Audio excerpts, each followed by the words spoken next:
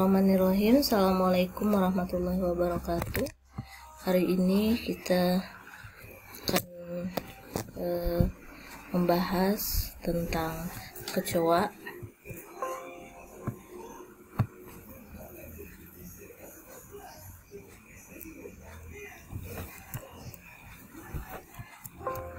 Ya, ini kecoa.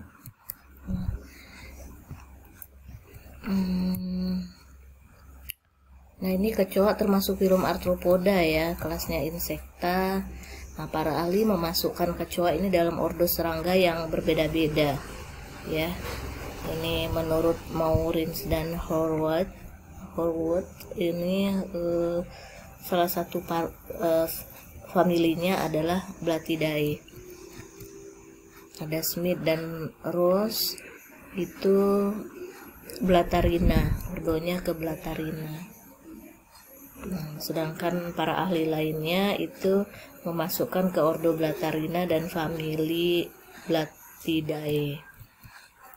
Nah, jadi kecoa itu merupakan serangga yang hidup di rumah ya, di rumah, di restoran, hotel, rumah sakit, gudang, kantor yang berdekatan dengan manusia.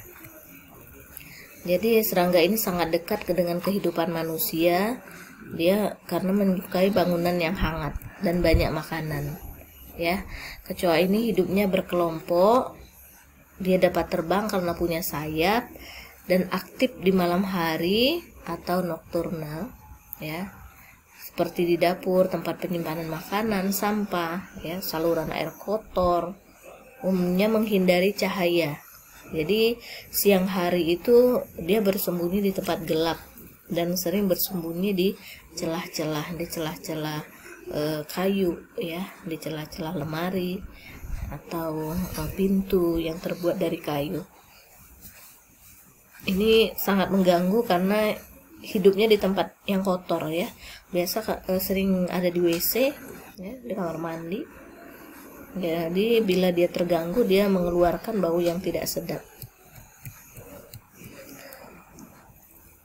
Nah, vektor ini dia merupakan vektor mekanik dari beberapa mikroorganisme patogen.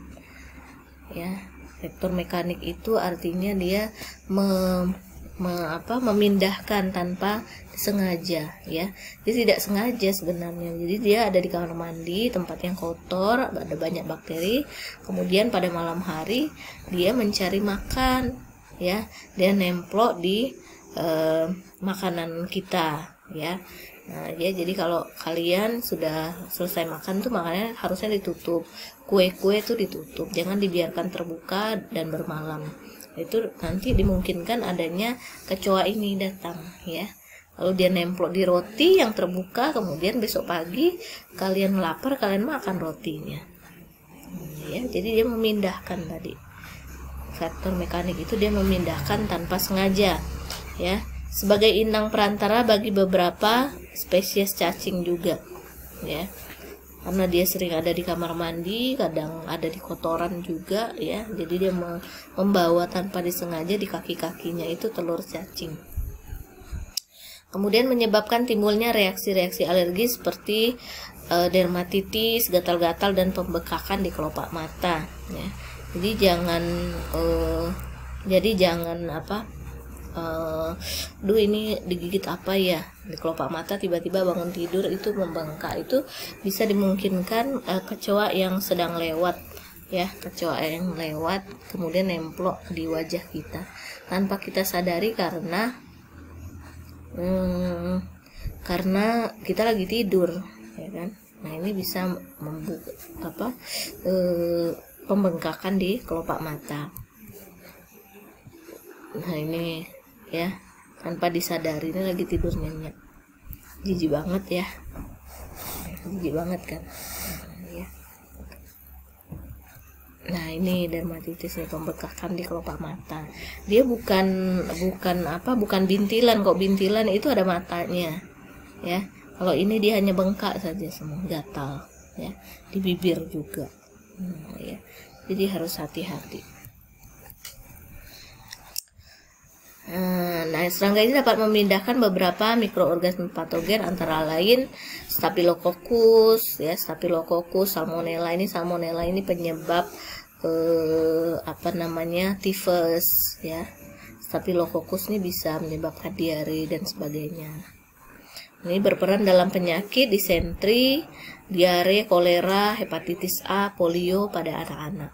Ya, jadi disentri itu perutnya mules banget, tapi keluar kotorannya tuh sedikit-sedikit dan berlendir, kadang juga berdarah. Kalau diare ini hampir semua kalian udah pernah diare gitu ya.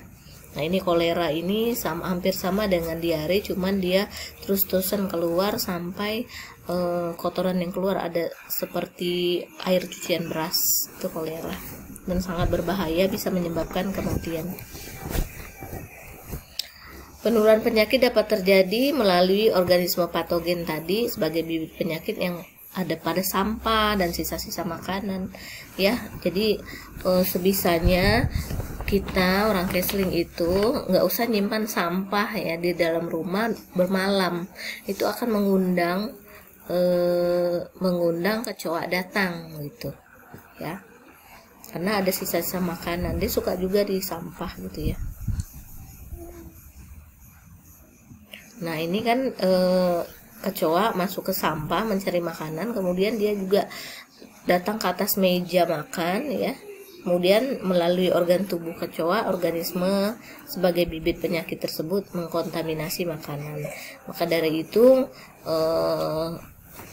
kita jangan membuka-buka makanan. Jadi makanan kalau udah selesai masih ada sisa, cepat ditutup, ya. Ini morfologi kecoa. Serangga yang berbentuk oval, pipi, nah, dorsal ventral, kepalanya tersembunyi di bawah pronotum atau dilengkapi dengan sepasang mata majemuk, ya. Jadi dia cepat sekali larinya, ya. Pronotum dan sayap licin, tidak berambut dan tidak bersisik, berwarna coklat sampai coklat tua. Nah, ini, ya. Jadi kepalanya itu tersembunyi, ini pronotum namanya, ya. Nah, ini model-model kecoa. Nah, ini dia ada kecoa yang membawa kapsul, dan di sini di dalamnya adalah anak-anak atau telur, ya, yang masih telur. Nah, jenis-jenis kecoa itu di dunia ini ada 3.500 spesies kecoa, ya.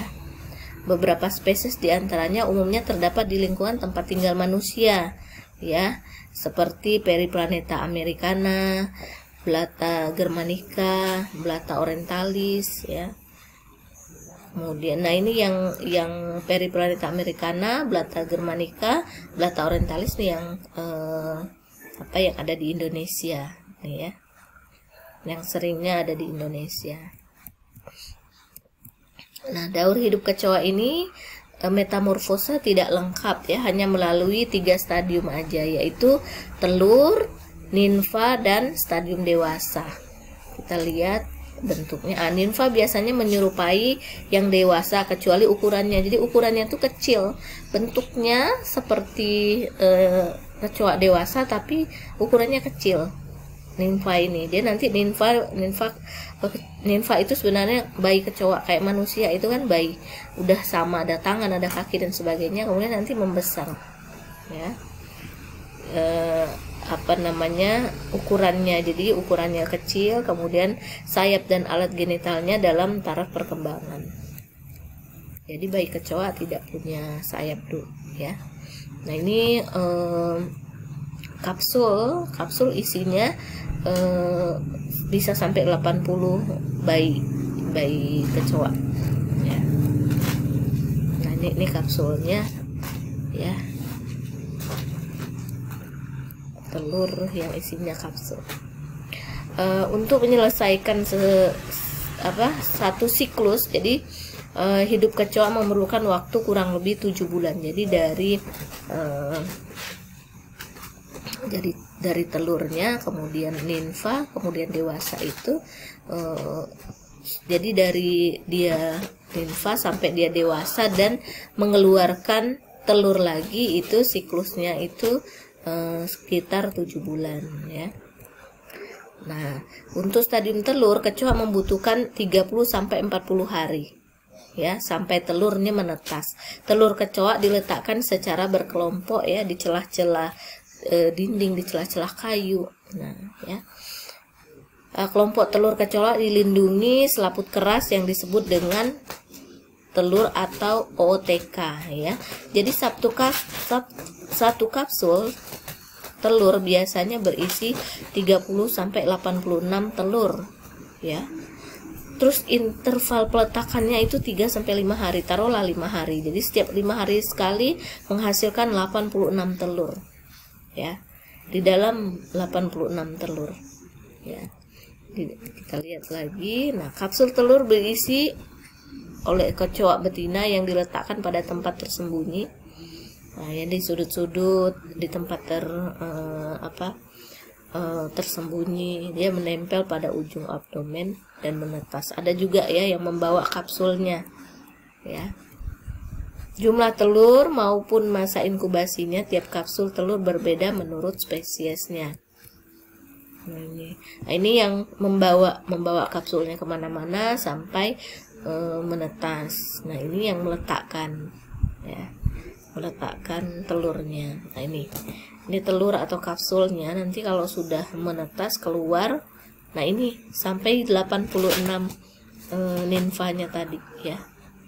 Ya 30 sampai 86 yang terbanyak.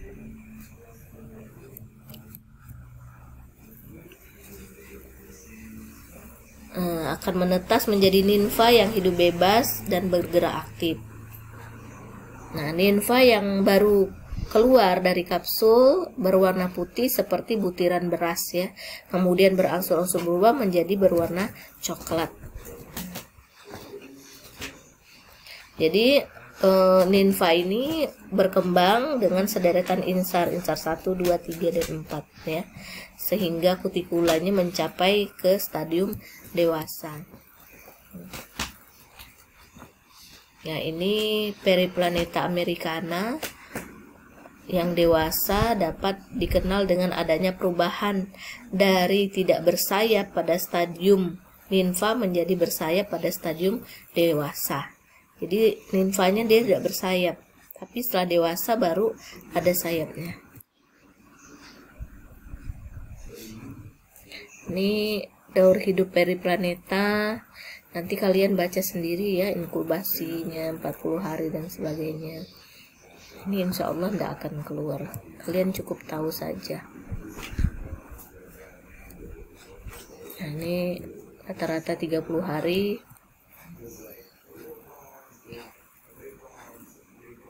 Nah, kecoa dewasa ini berkopulasi atau kawin dan 1 minggu kemudian menghasilkan kapsul telur yang bertambah hingga daur hidup Periplaneta americana memerlukan waktu rata-rata 7 bulan ya, 7 bulan.